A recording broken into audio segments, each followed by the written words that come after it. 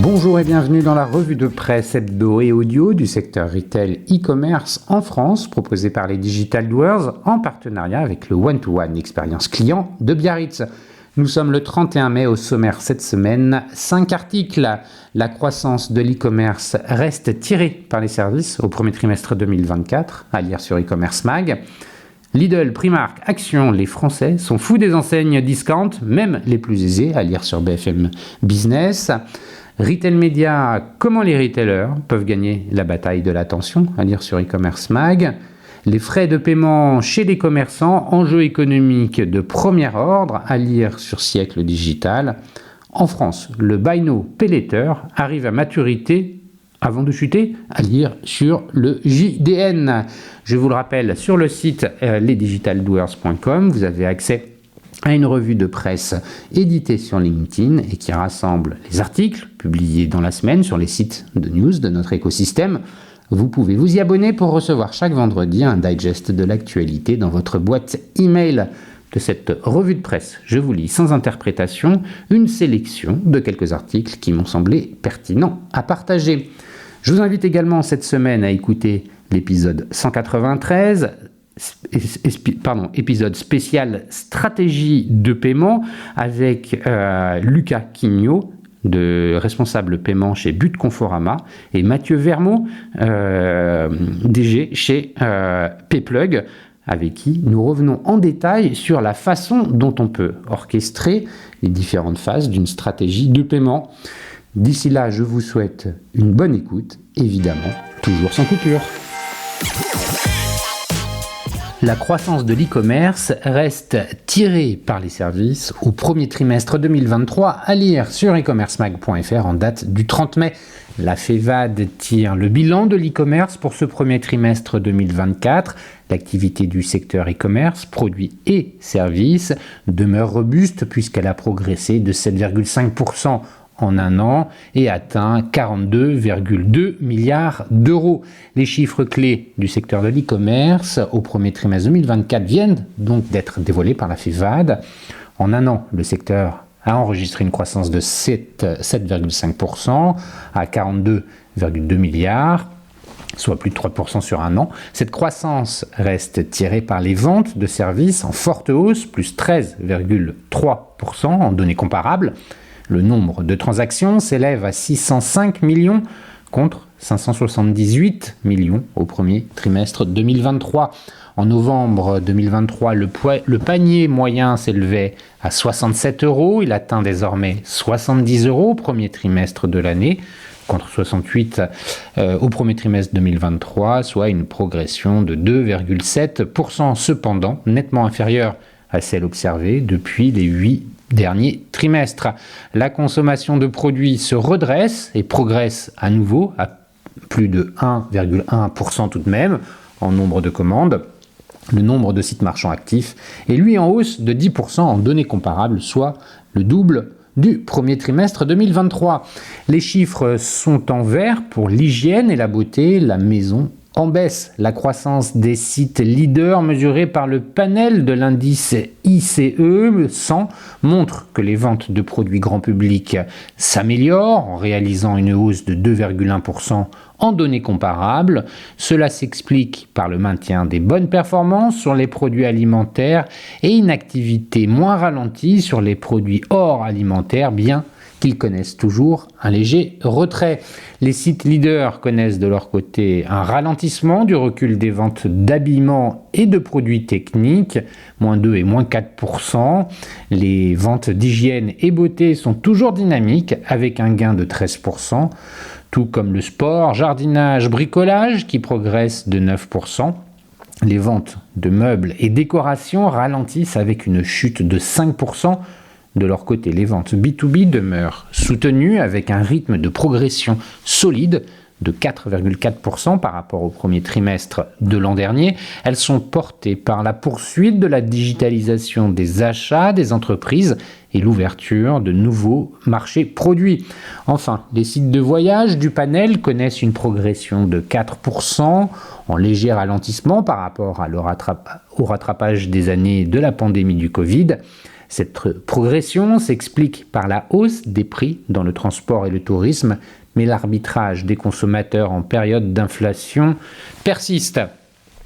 Un rebond du PGC à travers le globe. Les produits de grande consommation, PGC, on le vend en poupe en e-commerce à travers le globe, avec notamment une progression de 12% en France, comme l'affirme Marc Lolivier, délégué général de la FEVAD. La France reste de loin le premier marché e-commerce pour les PGC au sein de l'Union européenne. 11,9% des ventes passent désormais par Internet. Les ventes en ligne poursuivent leur nette progression et selon l'étude, 2 foyers cyberacheteurs sur 3 achètent des PGC online dans le pays. Les marketplaces contribuent également à étoffer l'offre et continuent de gagner du terrain malgré un retard de la France sur ses voisins européens. En effet, les places de marché captent 14% des ventes en ligne dans le pays contre 42% en Allemagne. Néanmoins, le secteur du PGC est peu à peu grignoté par la seconde main qui s'est fait une place significative dans les univers de la mode. 18% du chiffre d'affaires réalisé via les produits de seconde main, les produits culturels et jeux ou encore les produits high-tech, 16% via des produits reconditionnés.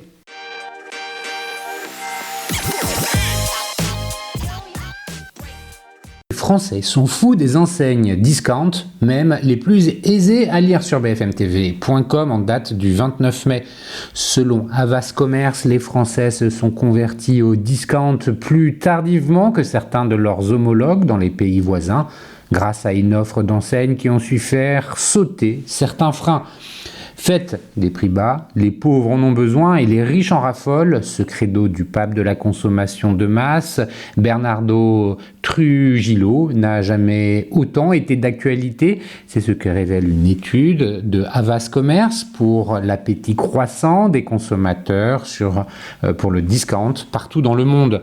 L'engouement pour le discount est en constante augmentation, révèle l'étude, avec 85% des répondants qui envisagent de consommer davantage de produits discount à l'avenir, dont 98% pour les Italiens et 90% pour les Anglais. Paradoxalement, ce sont les Français qui sont les plus accros aux enseignes de type Lidl, Action, Aldi ou Primark. Lorsqu'on les interroge sur leur perception du pouvoir d'achat, les consommateurs dans l'Hexagone sont pourtant ceux qui assurent avoir ressenti la baisse la plus importante depuis 12 mois. Mais lorsqu'on demande aux consommateurs s'ils fréquentent des enseignes discount, les Français sont certes 82% à répondre par l'affirmative, mais cela représente le taux le plus bas dans les pays de l'étude. En dessous, des Suisses, 90%, des Italiens, 92%, des Allemands, 93%, des Autrichiens, 93%, la moyenne internationale étant à 87%. Dans des pays au niveau de vie élevé comme la Suisse, l'Allemagne ou l'Autriche, le succès du discount peut surprendre, mais cela s'explique par des habitudes de consommation où l'efficacité prime sur le raffinement du magasin. Il faut en outre décorréler le succès du discount de l'analyse sociale. La percée de ce type d'enseigne depuis quelques années est avant tout la conséquence d'une offre qui s'est étoffée avec l'arrivée de nombreuses enseignes internationales, principalement d'Europe du Nord comme les Pays-Bas. Les bas revenus sont loin d'être les seuls clients de l'enseigne, comme le révèle Havas Commerce. Les personnes interrogées qui gagnent plus de 3 800 € par mois représentent 14% des clients de ce type d'enseigne. En élargissant à ceux qui gagnent plus de 2 700 €, on frôle même le tiers de l'ensemble des clients. Idem pour les clients selon leur classe d'âge, les plus de 65 ans, public plus aisé que la moyenne, représentent 20% des clients, soit le taux le plus élevé après les 46-55 ans. Le hard discount d'avant disait aux clients qu'ils étaient pauvres, aujourd'hui il leur dit qu'ils sont malins, résume Olivier Dauvers, spécialistes de la consommation. Si le prix reste le premier levier de fréquentation du discount, les enseignes ont su lever les freins ces dernières années de consommateurs français plus attachés au statut des magasins fréquentés que certains de leurs voisins. Ainsi, les Lidl et autres actions sont considérées de qualité équivalente par 68% des Français et aussi innovantes, voire davantage que les enseignes traditionnelles par 92% des consommateurs.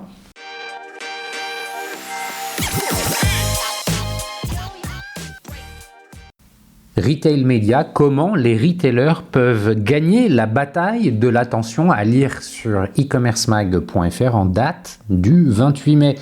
À l'occasion du Miracle Summit, rendez-vous annuel organisé par la licorne française éponyme, différents acteurs du retail média ont partagé leur vision de ce marché en pleine croissance. En effet, ce dernier représente déjà 10% de la publicité digitale en France. En 2023, l'activité retail média est devenue la première source de rentabilité d'Amazon, en représentant moins de 10% de ses revenus. Selon Statista, IAB, Siri et l'Arcom, ce marché en pleine croissance devrait représenter 176 milliards de dollars de dépenses en ads en 2028 et 30% de CAGR en Europe, hors Amazon en 2026. En France, en 2023, il a dépassé le milliard d'euros et représente 10% de la publicité digitale du pays. Selon Arnaud Capellaré, senior business consultant chez Miracle, cette croissance est due à l'éminence de la fin des cookies tiers qui crée une forte incertitude chez les retailers qui se retournent de plus en plus vers les plateformes de retail média. Pour Olivier Breton, DGA de Pixmania, celui-ci est une façon de monétiser l'audience qui n'achète pas. Sur notre site de vente en ligne, nous observons entre 2 et 3% de taux de transformation, détaille-t-il. Pour nous, la vente d'espace de publicité nous permet de monétiser les 97% restants. L'objectif annexe pour les e-commerçants est d'optimiser leur présence en ligne et leur manière d'interagir avec les audiences. Relancée depuis 2 ans, l'entreprise a depuis développé une audience suffisante pour prioriser le retail média dans sa feuille de route 2024.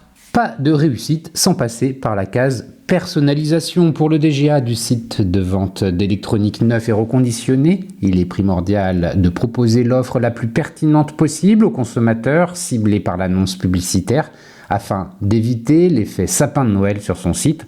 Cette personnalisation de l'audience est une des attentes majeures des annonceurs qui prennent le pari du retail média. C'est ce que Sébastien Camuso, Head of Retail and Marketplace d'Avas, qualifie de bataille de l'attention. Il précise: un consommateur qui ne trouve pas la proposition publicitaire adaptée à son envie sera frustré et risque de quitter la plateforme pour aller ailleurs. Ainsi, avoir accès à des données précises, presque en direct, est un argument de taille qui séduit de plus en plus. En effet, pour Arnaud Capellaré, le simple retour sur investissement n'est plus suffisant pour les retailers. Avec notre solution d'Ads, notre objectif est de proposer le plus de transparence possible en mesurant l'impact que la publicité a eu sur le business du vendeur. Selon Sébastien Camuso, armé d'outils de personnalisation et de force de développement, chaque acteur peut gagner le pari du virage retail média.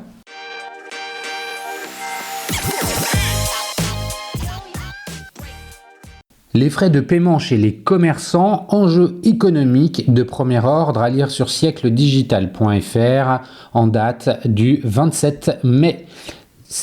Les multiples frais appliqués après un paiement par carte de crédit sont à la charge du commerçant, des frais souvent inconnus mais aux enjeux importants: opacité, prix finaux payés par les clients, augmentation des coûts.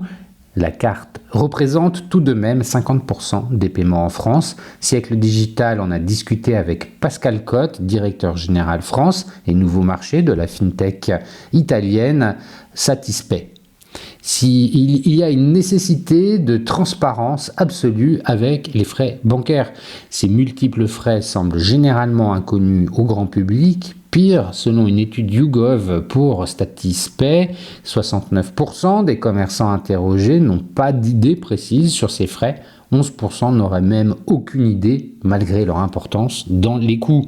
Il existe 3 types de frais. Les premiers sont ceux de réseau. Il s'agit de frais de Mastercard, Visa ou encore carte bancaire appliqués en échange de l'utilisation de leur réseau de cartes. Les frais d'interchange représentent la deuxième catégorie.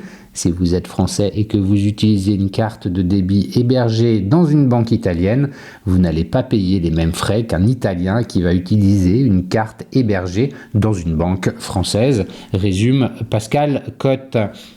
Les derniers sont bancaires, facturés par la banque du commerçant. Tous ces frais, sans exception, sont payés par le commerçant lors du paiement par carte d'un client. Au final, ça fait 3 couches de frais qu'on ne comprend pas vraiment et qui représentent à la fin de l'année entre 3 et 4% du montant total facturé aux commerçants, affirme le directeur général France de Statispay. Selon lui, ainsi que l'étude YouGov, le principal enjeu derrière ces charges serait la transparence. Je crois qu'il y a une nécessité de transparence qui est absolue, explique-t-il.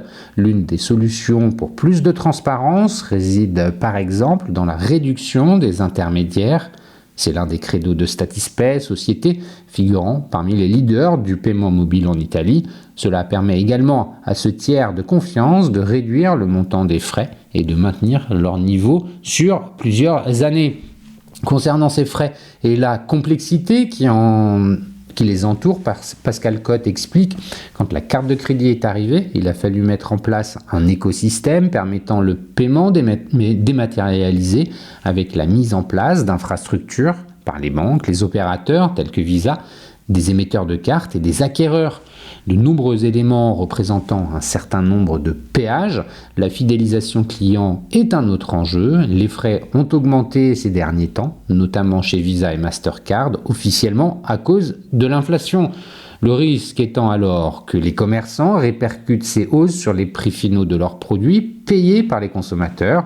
Ces derniers, ne connaissant pas l'existence de ces frais, risquent de penser simplement que le professionnel augmente ses prix, nuisant à sa fidélisation.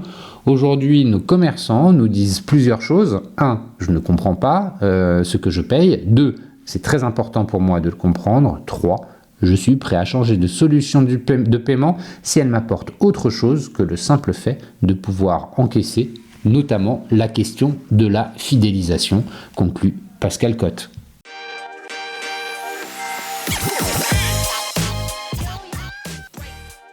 En France, le Buy Now Pay Later arrive à maturité avant de chuter. Article à lire sur le Journal du Net en date du 29 mai. La pratique du BNPL se généralise sur le marché français, mais une directive de l'UE applicable à partir d'octobre 2026 pourrait changer la donne. En plein essor aux États-Unis, le Pay Now Buy Later BNPL et le risque d'endettement qui en découle inquiètent les autorités américaines. Ce 22 mai, le Bureau de protection financière des consommateurs a classé les fournisseurs de ce service comme des fournisseurs de cartes de crédit, obligeant ces derniers à enquêter en cas de litige, à fournir des factures détaillées ou encore à rembourser les commandes annulées. Mais le succès du BNPL ne se limite pas qu'à un seul côté de l'Atlantique. En effet, selon une étude publiée le 2 avril et menée par Kantar et par la fintech Floa, 41% des Français déclarent avoir payé 8 fois ces 12 derniers mois via du Buy Now Pay Later. Cette facilité de paiement comprend à la fois le paiement différé et le paiement fractionné. Mais en France, c'est surtout cette deuxième option qui est largement plébiscitée, selon Marc Lanvin, directeur général adjoint de la fintech Floa, qui propose aux retailers d'intégrer sur leur site une solution de paiement fractionné. Le paiement différé est surtout utilisé en Allemagne et aux Pays-Bas. En France et en Espagne, le BNPL se résume principalement au paiement fractionné. Floa et d'autres acteurs comme Alma, Scalapay ou encore le suédois Klarna permettent aux e-commerçants de proposer à leurs clients de payer un produit en plusieurs fois, 4 fois en 90 jours le plus souvent, avec un paiement à J0, J30, J60 et J90. Ce sont eux qui supportent le risque d'impayé. En échange, ils reçoivent une commission de la part des retailers. Utilisés davantage par les CSP+. Selon l'étude, 70% des Français ont eu recours au BNPL au moins une fois ces 12 derniers mois. Un autre chiffre mis en avant par l'étude peut surprendre, ce sont surtout les CSP+, qui utilisent cette facilité de paiement. 51% d'entre eux sont des utilisateurs réguliers, contre 41% sur l'ensemble de la population française. Pas illogique quand on sait que ce service est principalement utilisé pour l'électroménager, l'high-tech et le voyage, des produits réservés à une clientèle qui a un pouvoir d'achat supérieur à celui du français moyen, selon Marc Lanvin. Pour les enseignes, le BNPL permet d'augmenter la fidélisation des clients, le taux de conversion et le montant du panier moyen, assure Thérèse Duhameau, directrice des méthodes de paiement chez Rakuten France. On en propose depuis 2013. On a constaté que le Buy Now Pay Later a explosé pendant la Covid. La pratique continue d'augmenter encore un peu, mais on arrive à une forme de stabilité. Pour Rakuten France, 25% du volume d'affaires provient du paiement fractionné et du crédit. Et les paniers réglés via le BNPL sont en moyenne 5 fois plus élevés que le panier moyen du site. C'est clairement devenu incontournable, estime Thérèse Duhameau. La pratique paraît également incontournable pour de nombreux Français. Selon l'étude, l'intégration du BNPL aux habitudes quotidiennes est telle que 59% de ceux qui l'utilisent seraient prêts à changer d'enseigne pour en bénéficier. De quoi supposer que le Buy Now Pay Later n'a pas fini de séduire de nouveaux utilisateurs. Cadre réglementaire du crédit en 2026. Une ombre au tableau pourrait toutefois enrayer sa dynamique. En effet, pour éviter un risque de surendettement, une directive sur le crédit à la consommation a été votée par le Parlement européen en septembre dernier. Le texte prévoit entre autres d'intégrer le paiement fractionné au cadre réglementaire du crédit à la consommation. Avec cette directive, les spécialistes du BNPL devront notamment évaluer la solvabilité du client et seront tenus de fournir certaines informations pré-contractuelles, comme le coût du paiement fractionné si le commerçant choisit d'appliquer des frais à chaque paiement, de quoi impacter la fluidité du parcours client. Bien que votée en septembre 2023, la directive ne sera applicable qu'en octobre 2026, après une phase de transition dans le droit national de 2 ans, puis une phase d'application de 12 mois supplémentaires. Comme chaque directive, elle laisse aux États membres une marge de manœuvre dans l'interprétation du texte. Les professionnels du BNPL espèrent ainsi que la France introduise un principe de proportionnalité avec pour objectif que le client n'ait pas à fournir le même nombre d'informations en fonction du montant de l'achat. Avec un panier moyen pas si élevé, 210 € pour Floa, 120 pour Scalaplay, le risque de surendettement des consommateurs paraît limité, mais pas impossible avec la multiplication des lignes.